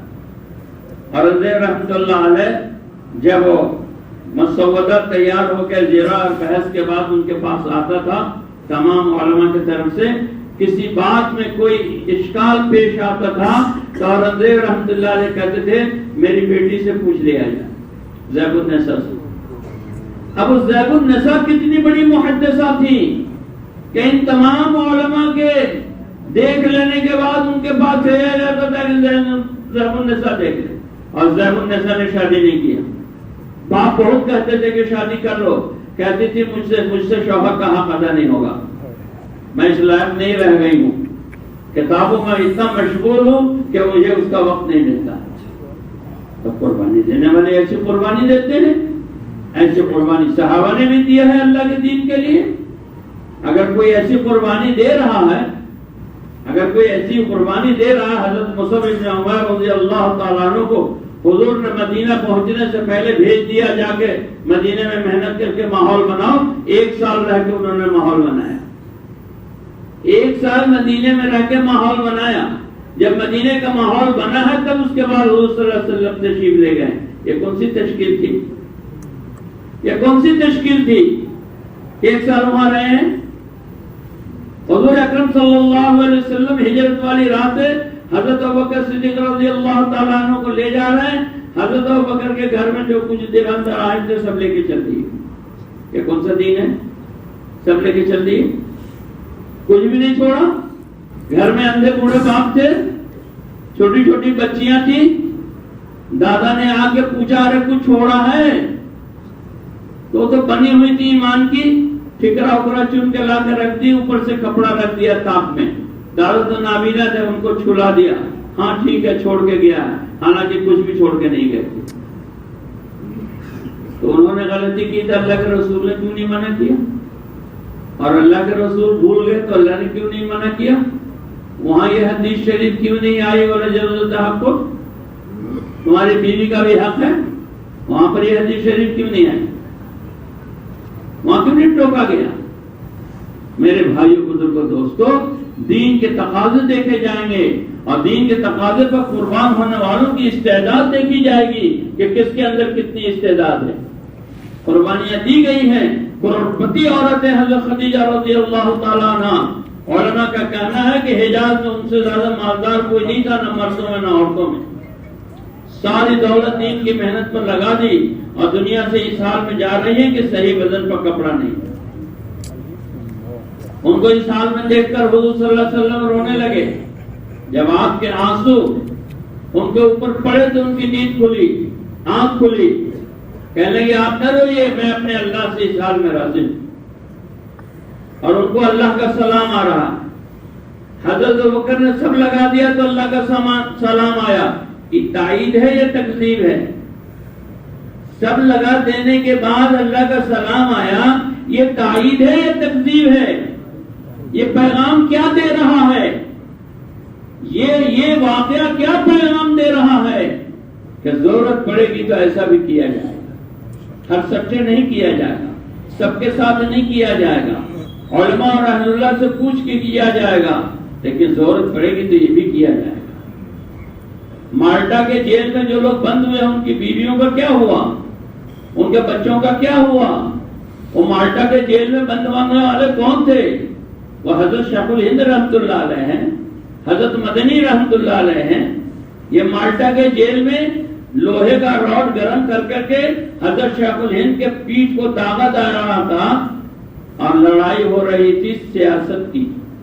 یہ کون سا دین تھا؟ ہے کسی کے مجال؟ ہے کسی کی ہمت جو بولتے حضرت شیخ الہند کے بارے میں ایک جملہ، ایک لفظ؟ یہ قربانی صحیح نہیں تھی۔ ہندوستان کی آزادی کی لڑائی میں مرد مجاہد مالٹا کے جیل میں ہیں۔ حضرت مدنی رحمۃ اللہ علیہ ساتھ ہیں۔ رمضان کا مہینہ آیا، کہا حسین احمد تراویح کا کیا ہوا؟ تم تو حافظ نہیں ہو، کہنے حضرت دعا کیجئے روزانہ ایک پارہ یاد کروں گا آپ کو سناؤں گا. اور عشاء کے بعد بوتل میں پانی لے کے پیٹ میں دباتے اور ایسے بیٹھ جاتے. تہجد کے وقت تک اس پانی کی ٹھنڈک ختم ہو جاتی, اس سے اپنے استاد کو وضو کراتے. کون سا دین تھا یہ؟ ہر قربانی کو ہم کہہ دیں گے کہ یہ دین نہیں ہے, تو قربانی نہیں ہوگی تو دین پھیلے گا کیسے؟ ہاں یہ ہے کہ ہر ایک کے دینے کی چیز نہیں ہے, علماء سے پوچھ کر قربانی دینی ہے, اہل اللہ سے پوچھ کے دینی ہے, اپنے دعوت کے ذمہ دار پرانے کام کرنے والوں سے پوچھ کے دینی ہے کہ بھائی قربانی کتنی دینی ہے, کتنا تحمل ہے. قربانی نہیں ہے یہ بات نہیں ہے, لیکن قربانی تحمل کے اعتبار سے. قربانی نہیں ہے یہ بات نہیں ہے, یہ نہ کہیں کہ قربانی نہیں ہے, یہ غلو ہے, یہ دیوانگی ہے. جب یہ غلو اور دیوانگی نہیں ہے تو کام کیسے ہوگا؟ حضرت مولانا ذوالفقار صاحب رحمۃ اللہ علیہ زمیندار گھرانے کے آدمی تھے. بھاگلپور چھوڑ کر چترا کے جنگل میں آ گئے. اس وقت چترا کیا تھا؟ ضلع کا چترا ایک گاؤں تھا, اور آج سے 50 سال پہلے کا چترا کیسا تھا؟ تو بھاگلپور چھوڑ کے چترا آنے کی ضرورت کیا تھی؟ کیا وہاں دین اسلام نہیں تھا؟ کیا وہاں علماء نہیں تھے؟ کیا وہاں مساجد نہیں تھی؟ اس قربانی کے لیے ان کو کیوں کہا گیا؟ اور جب یہ قربانی دے دیا تو حضرت مولانا عبدالرشید ساغری رحمۃ اللہ نے لوٹا کیوں نہیں دیا؟ حضرت مولانا رحمۃ اللہ صاحب رحمۃ اللہ علیہ زندہ تھے, لوٹا کیوں نہیں دیے؟ کہ یہ غلو ہے, یہ جذباتی قدم ہے. ذوالفقار جاؤ, جا کے کاروبار کرو, جا کے نوکری کرو. یہ کہنا چاہیے تھا ان علماء کو. یہ بڑے بڑے علماء تھے, ان کو واپس کر دینا تھا نا کہ جاؤ بھاگلپور ماں باپ کی خدمت کرو. کیوں اس قربانی کو قبول کیا؟ ان کے سامنے قرآن اور حدیث نہیں تھا, ان کے سامنے سنتیں نہیں تھی. دین کے تقاضے پہ یہ قربانیاں دی جائیں گی, دین کے تقاضے پہ یہ قربانیاں دی جائیں گی, لیکن تحمل دیکھا جائے گا کہ امت میں کس کے پاس اتنا تحمل ہے. تحمل ہوگا تو شہادت بھی ہوگی, تحمل ہوگا تو شہادت بھی ہوگی. جو علماء کلکتہ میں, بنگال کی کھاڑی میں پنجروں میں بند ہو کر نیکوبار گئے ہیں, انڈمان گئے ہیں, ان علماء کے وضو اور استنجے کا باقی کا کیا ہوتا تھا؟ جس کیج میں وہ بند تھے, جس کیج میں, پنجرے میں, وہیں پخانا بھی ہوتا تھا, وہیں پیشاب بھی ہوتا تھا, اور وہیں کھانا بھی ہوتا تھا, اور وہیں سونا بھی ہوتا تھا, اور وہیں نماز بھی ہوتی تھی. کون سا فتویٰ کام کر رہا تھا؟ کون سا فتویٰ کام کر رہا تھا؟ امت نے اس دین کو حلوے پراٹھے سے سمجھنا چاہا ہے. حلوے پراٹھے سے دین سمجھ میں نہیں آتا, دین قربانیوں سے سمجھ میں آتا ہے. ہر دور میں قربانیاں دی گئی ہے. مولانا صاحب اور مولانا صاحب کی جماعت نے قربانی دی ہے. ایک رشتہ دار آئے مولانا صاحب کے ہاں رمضان کے مہینے میں کہ حضرت کے ہاں اچھا کھانا آتا ہوگا, چلو. جب گئے تو گولر سے افطار ہوا. کہا چلو افطار تو ایسے ہو جاتا ہے, کھانے میں کچھ اچھا ملے گا تو کھانے میں بھی گولر. اچھا ٹھیک ہے, سحری میں کچھ ملے گا, سحری میں کچھ نہیں. مولانا نے نیت مان لی, نماز کی, نوافل کی پڑھتے رہے, اور اس نوجوان کو نیند نہیں آ رہی تھی, وہ کروٹیں بدلتا رہا. سلام پھیرا تو پوچھا نیند نہیں آ رہی ہے؟ حضرت بھوک کی وجہ سے نیند نہیں آ رہی.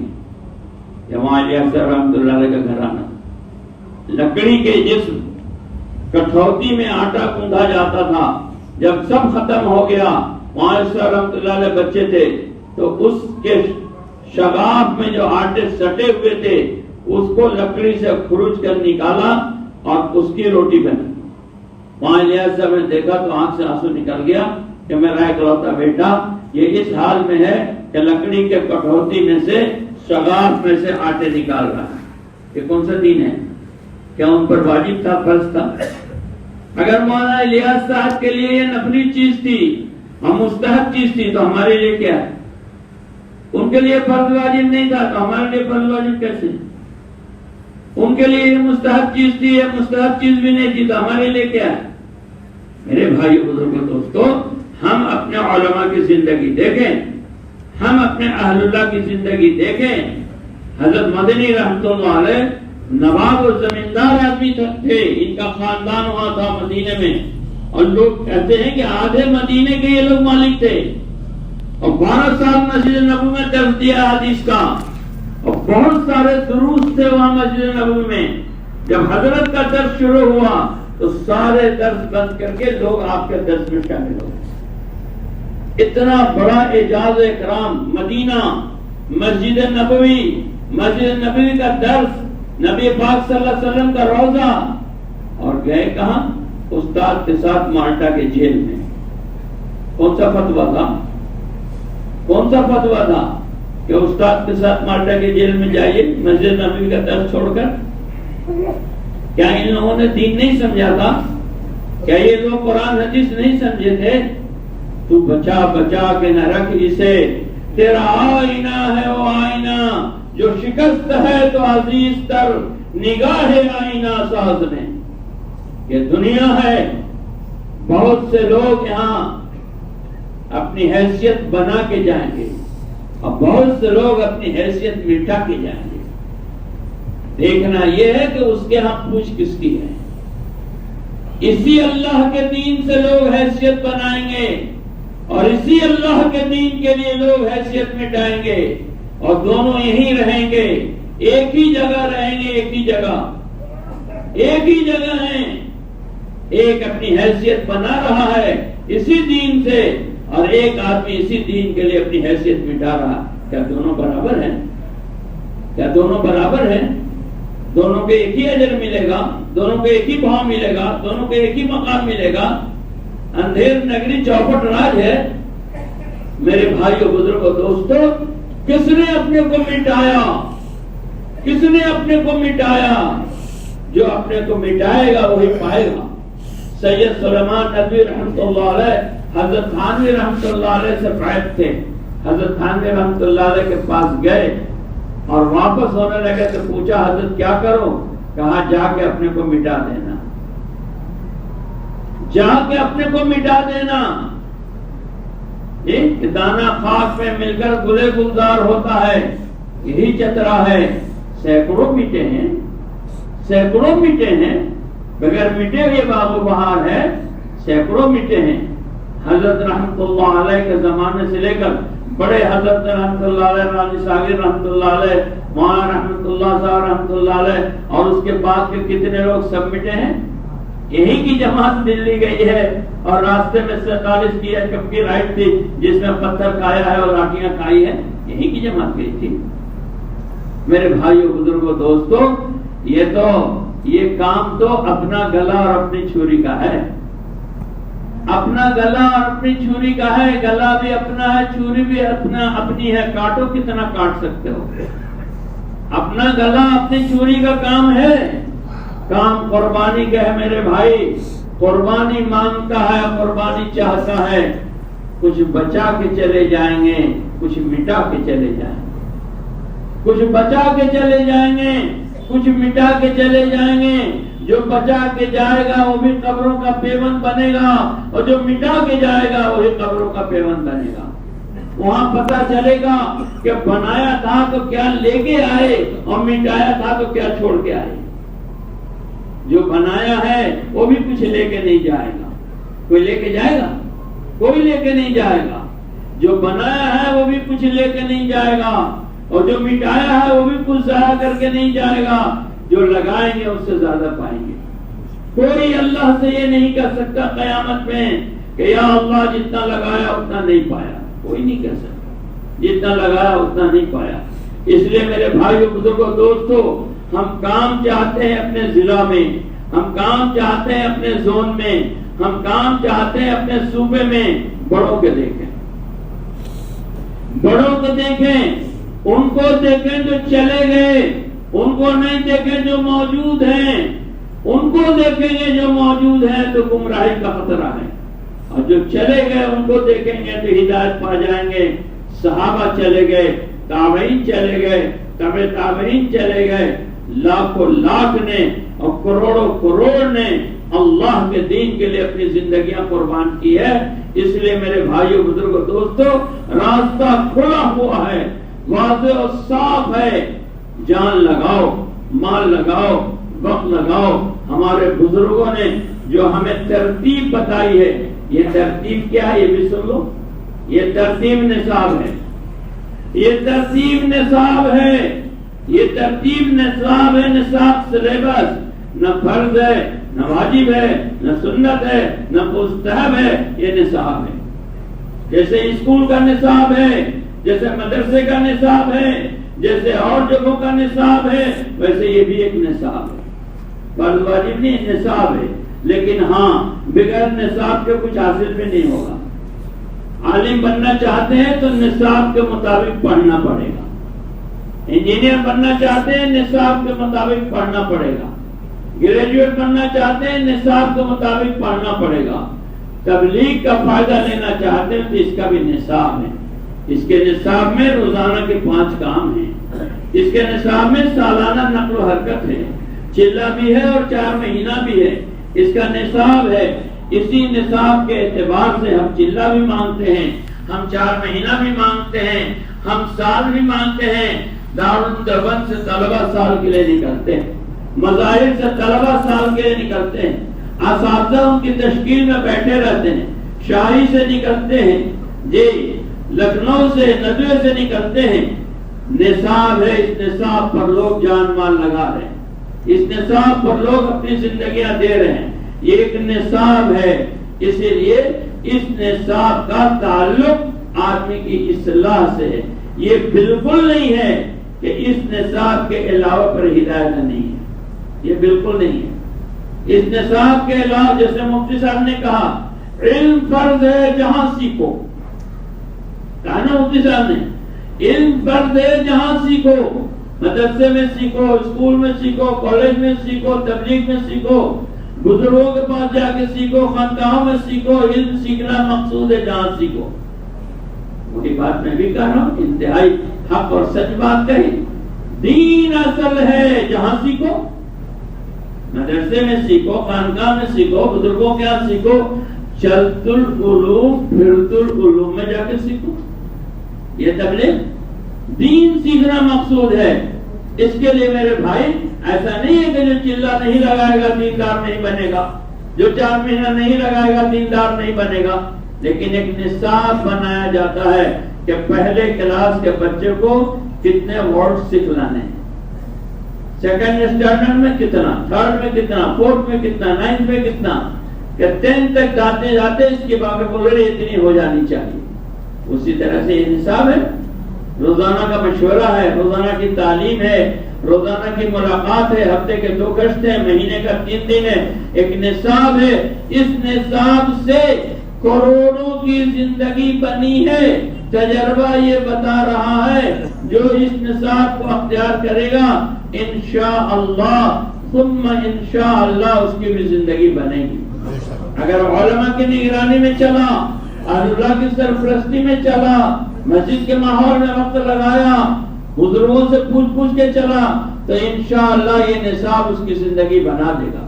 اور اس نصاب میں آ کر بھی علماء سے نہیں پوچھا، اہل اللہ سے نہیں پوچھا، پرانے سے نہیں پوچھا، مسجد میں آ کے بھی منمانی کیا تو زندگی نہیں بنے گی. اسی طرح سے 4 مہینہ ہے سالانہ، اسی طرح سے 40 دن ہے، اسی طرح سے سال ہے. یہ سب نصاب ہے. اس نصاب سے لاکھوں بنے ہیں اور اس نصاب سے انشاءاللہ ہم بھی بنیں گے، بشرطے کہ بڑوں کی مان کے چلیں اور مسجد کے ماحول میں چلیں، مسجد کے ماحول میں چلیں. اس لیے میرے بھائیو بزرگوں دوستوں نیت کرو، اس کام کو کام بنائیں گے انشاءاللہ. کون کون کام کو کام بنائے گا بتاؤ؟ کام کو کام بنائیں گے انشاءاللہ. اب میرے بھائیو بزرگوں دیکھو، یہ ذمہ دار ساتھی ہیں یہاں، کہاں گئے؟ لے آؤ بھائی سوراب بھائی کو. نسیم صاحب آئیے.